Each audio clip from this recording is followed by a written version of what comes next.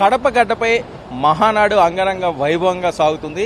మరి ఈనాటి మహానాడు ప్రత్యేకతలు ఏంటి, అసలు గతానికి ఇప్పటికీ ఉన్న వ్యత్యాసం ఏంటి, వైఎస్ఆర్సీపీ పాలన పోయిన తర్వాత కూటమి ప్రభుత్వం ఏర్పడిన తర్వాత మొదటి మహానాడు, మనతో పాటుగా టీడీపీ ఫైర్ బ్రాండ్ ఆనం ఉన్నారు. ఆనం గారు చెప్పండి, ఏ రకంగా ప్రత్యేకత సంతరించుకుంది గతానికి ఇప్పటికీ చూస్తే? ఒకటి, for the first time technology అనేది ఈ మహానాడు ప్లానింగ్ స్టేజ్ నుంచి మొత్తం టెక్నాలజీ ఈసారి టోటల్ గా ఏఐ, దీంతో ఇన్ఫాక్ట్ మీరు అంతా తిరిగారు, ఈ లేఅవుట్ కూడా ఏఐ ద్వారా ప్లాన్ చేసి ఏ విధంగా అందరికీ సౌకర్యం ఉంటుందో అనే ఏఐ వాడారు. రిజిస్ట్రేషన్ ప్రాసెస్ కాడి నుంచి ఎవ్రీథింగ్ వాజ్ ఆన్లైన్.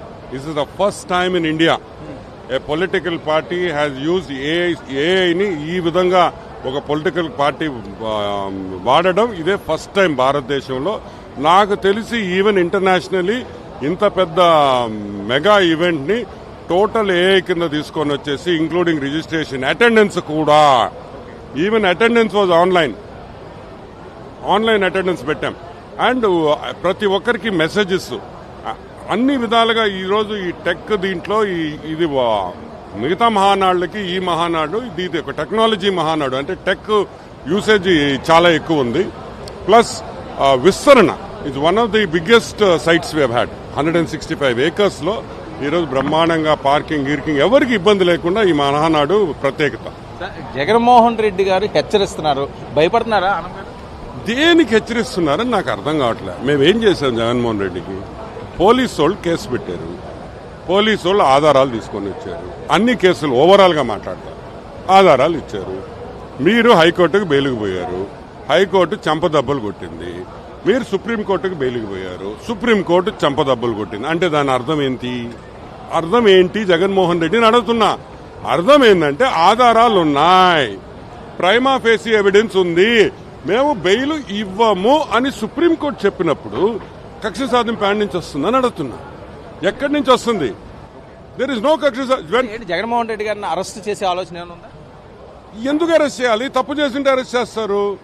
ఇప్పుడు వర్మ ఉన్నాడు, వర్మ తప్పు చేస్తాడు, వర్మని అరెస్ట్ చేస్తారు పోలీసులు. నాకు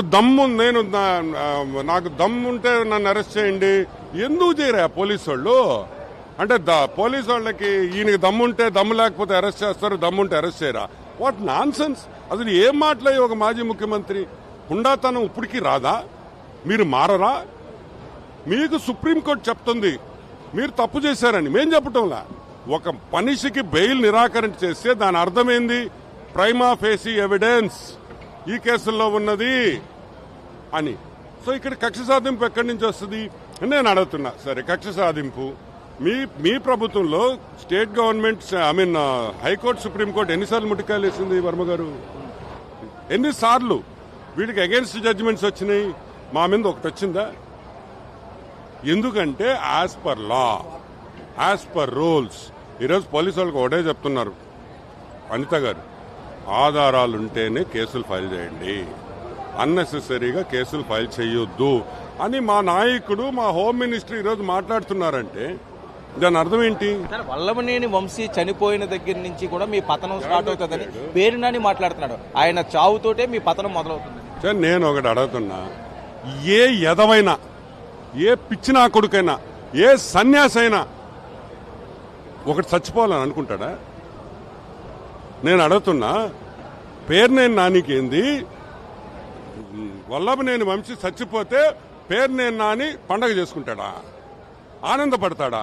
వాడికి ఏమైనా మతి భ్రమించిందా? వాడు మనిషి పశువా? నేను అడుగుతున్నాడు, మనిషి పశువా? ఎవడైనా కోరుకుంటాడా అట? అంటే వాడు మెంటాలిటీ ఏంది? వల్లభనేని వంశీ చనిపోతే మీ పార్టీ పెరగద్దంటే వాడిని సాక్రిఫైస్ చేసేదానికి మీరు రెడీగా ఉండరా? ఎంత తప్పుడు ఆలోచన! ఇప్పటికీ చెప్తున్నా, మారండి మీరు. మనుషుల లైఫ్ కి, మనుషుల దీనికి విలువ ఇయ్యండి. ఏంది మాటలు? నేను అనుకోవటంలే వంశీ బాగుండాలి అనుకుంటా. నేను ఎందుకు? నాకేం వంశీ శత్రువా? ఇదో పొలిటీషియన్, ఆయన తప్పులు చేశాడు, అనుభవిస్తున్నాడు. మేమెవరో అనుకోమే. జగన్మోహన్ రెడ్డి కూడా బాగుండాలి అనుకుంటాం. జగన్మోహన్ రెడ్డి నాశనం అవ్వాలని మేము ఎందుకు కోరాలి ఎవరినైనా? మాకు మంచి అపోజిషన్ ఉండాలి, స్ట్రాంగ్ అపోజిషన్ ఉండాలి. మమ్మల్ని ధీటుగా మేమేమన్నా తప్పులు చేయకపోతే సరిగ్గా చేయకపోతే ఏలెత్తి చూపించి మాలో మార్పు తెచ్చే అపోజిషన్ మేము కోరుకుంటాం. వల్లభనేని చాలా కక్షపూరితంగానే మీరు ఇబ్బందులు పెడుతున్నారు, బెయిల్ వచ్చినా మళ్ళీ ఇంకో కేసు వేస్తున్నారు, లోపల పెడుతున్నారు అని కదా. అయ్యా నేను చెప్పేది ఒకటి, తప్పు చేశావు ఆ రోజు నుంచి నేను చెప్తున్నా. చంద్రబాబు నాయుడు గారు 100 సార్లు చెప్పారు, పర్సనల్ రాజకీయాలు వద్దు, హుండాతనమైన రాజకీయం చేస్తాం, హుండాతనమైన రాజకీయం చేస్తాం. ఇప్పుడు నకిలీ డాక్యుమెంట్స్ కేసు అదేదో ఉంది కదా, నకిలీ పట్టాలు ఇచ్చాడని మేము చెప్పామా? నకిలీ పట్టాలు ఇవ్వమని ఓట్ల కోసం, తప్పు కదా. ఆనంగారు కొడాలి నానిగారు ఎక్కడ ఉన్నారండి? ఎవరికి తెలుసండి. ఇప్పుడు ఒకటి, అందరికీ అరెస్ట్ అవుతారు అనగానే అందరికి హార్ట్ పెయిన్స్ వస్తున్నాయి, కిడ్నీస్ రాళ్ళు వచ్చేస్తున్నాయి, స్టమక్ పెయిన్ వచ్చేస్తా ఉంది, మైండ్ ఫీవర్ వస్తుంది, మైగ్రేన్స్ వచ్చేస్తున్నాయి. హెల్త్ పరంగా వారంటీగానే ఇట్టున్నాడు ఇట్ అయిపోతున్నాడు, ఇట్ అయిపోయాడు. కరెక్ట్ గా పోలీస్ స్టేషన్ తీసుకో లోపల ఇట్ అంటున్నారు. ఏందా ఈ డ్రామాలేడు అమ్మబడ? ఏం దొబ్బినప్పుడులే పందులు తిన్నట్టు తిన్నారే, అప్పుడు తెలియలే అనుభవించాలనే అనుభవిస్తున్నారు. రాజ్యాంగంలో వల్లభనేని వంశీ అయినా, ఎస్పీ అయినా, ప్రైమ్ మినిస్టర్ అయినా, సీఎం అయినా అందరం ఒకటమే కదా. తప్పు చేస్తే పోలీసు వాళ్ళు శిక్షిస్తారు. So get ready. తప్పులు చేశారు, అనుభవించండి. అసలు వాళ్ళు ఏం తప్పులు చేయలేదు, వీళ్ళు క్రియేట్ చేశారని కదా. మరి తప్పులు చేశారు, 110 కోట్లు కొట్టేశారని చెప్పి రోజా గారు ఆడదాం ఆంధ్ర ఎక్కడుంది? అది లేదంటున్నారు. అలాగే కొడాలి నాని కూడా ఏవి తప్పులు లేవంటున్నారు, కేవలం కక్ష సాధింపే అని. వీడు ఒకటి, ఈ దొంగలు దొరకడం అంత ఈజీ కాదు. ఎందుకంటే ప్రతి విషయంలో తిరుమల టెంపుల్ నుంచి చూస్తున్నాం. తిరుమల టెంపుల్లో హార్డ్ డిస్క్ అన్ని ఇచ్చేశారు. సాఫ్ట్వేర్ రీలోడ్ అని చెప్పేసి సాఫ్ట్వేర్ ఇచ్చేస్తున్నామని చెప్పి మొత్తం డేటా ఎగరగొట్టేశారు. సో ప్రతి విషయంలో ఏ కేసైనా తీసుకో, all systems, all hard disks have been wiped clean by any case. ఏ కేసైనా మీరు చెప్పిన ఆడుతా ఆంధ్రం కూడా ఇదే problem. Every hard disk has been wiped clean. అరెస్టులు లేనట్టే కదా, కేసులు లేనట్టే. దొరకతారమ్మా, దొంగ ఎక్కడైనా దొరకతాడు, కానీ it will take a little time. Plus ఇంకోటి ఏంది, మేము చాలా క్లారిటీగా కొన్ని విషయాల్లో ఉన్నాం. అంటే పర్ఫెక్ట్ ప్రూఫ్స్ ఉంటేనే మీరు ఫైల్ చేయండి, లేకపోతే వద్దు. డోంట్ అన్యాయంగా ఎవరిని అరెస్ట్ చేయొద్దు. ఆనంద్ గారు స్ట్రైట్ గా చెప్పండి, రెడ్ బుక్ ఓపెన్ అయిందా? రెడ్ బుక్ ఓపెన్ అయింది. ఓపెన్ అయితే ఈరోజు నువ్వు ఇక్కడ ఎందుకు ఉండాలా? రాజమండ్రి డ్రైల్లో ఉండాలా? బయట జగన్మోహన్ రెడ్డి, రోజా, అంబటి అందరూ ఆడుండాలా? మీరు ఆడుండాలి, ఈడ కాదు. అంటే రాజ్యాంగ రెడ్ బుక్ ఓపెన్ కాలేదనే కదా, వాస్తవమే కదా. ఈరోజు అందరు స్వేచ్ఛతో తిరుగుతున్నారు. So where is the red book? Red book is in అల్మారా. ప్రెస్ వాళ్ళు కోరుకుంటున్నారు రెడ్ బుక్ తీయాలని.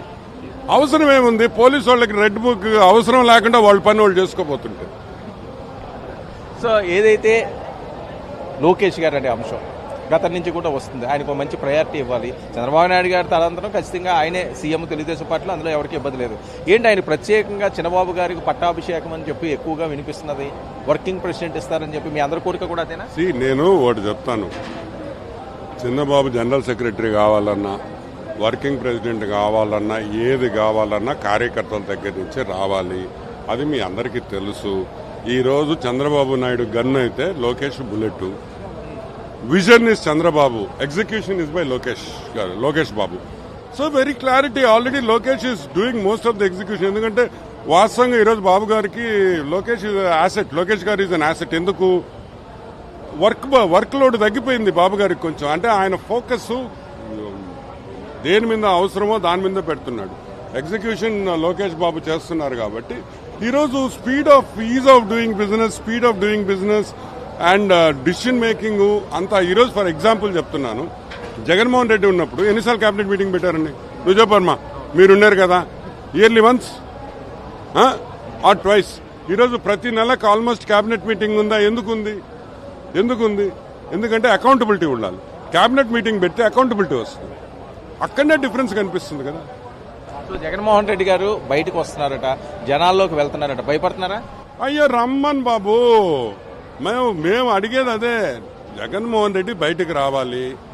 కాకపోతే మొన్న 2.5 గంట చాలా రోజుల తర్వాత పాపం నేను ఐఎమ్ కంగ్రాచులేటింగ్ జగన్. ఎందుకంటే ఆ ప్రెస్ మీట్ చాలా కష్టపడి, చాలా నిజంగా I appreciate. Thanks to coaching ఇచ్చిన ఎవరో నాకు తెలియదు కానీ బాగానే కోచింగ్ ఇచ్చాడు. సో రండబ్బా, వి వెల్కమ్. సి ఒక రింగ్ లో అపోనెంట్ ఉంటేనే బాక్సింగ్ మ్యాచ్ ఉంటుంది. అపోనెంట్ లేకుండా ఏముంటది మ్యాచ్? ఉండదు కదా. We welcome, please come. ఇది ఆనం గారు ఈ రకంగా తన అభిప్రాయాలు వ్యక్తం చేయడం జరుగుతుంది. ఏదైతే జగన్మోహన్ రెడ్డి గారి దగ్గర నుంచి ఎవరైతే కొడాలి నాని ఉన్నారో, వంశీ ఉన్నారో, లేకపోతే రోజా ఉన్నారో, వాళ్ళందరూ కూడా తప్పులు చేశారు, ఖచ్చితంగా వాళ్ళకి శిక్షలు పడతాయి. రానున్న రోజుల్లో ఎవరిని ఉపేక్షించేది లేదు. ఎవ్వరు ఏ రకంగా ప్రజల్లోకి వెళ్ళినా మేము భయపడే ప్రసక్తే లేదంటూ తనదైన స్టైల్లో ఫైర్ బ్రాండ్ ఆనం ఈ రకంగా తన అభిప్రాయాలు వ్యక్తం చేస్తున్నారు. కెమెరామెన్ సునీల్తో వర్మ, మహానాడు వేదిక నుంచి.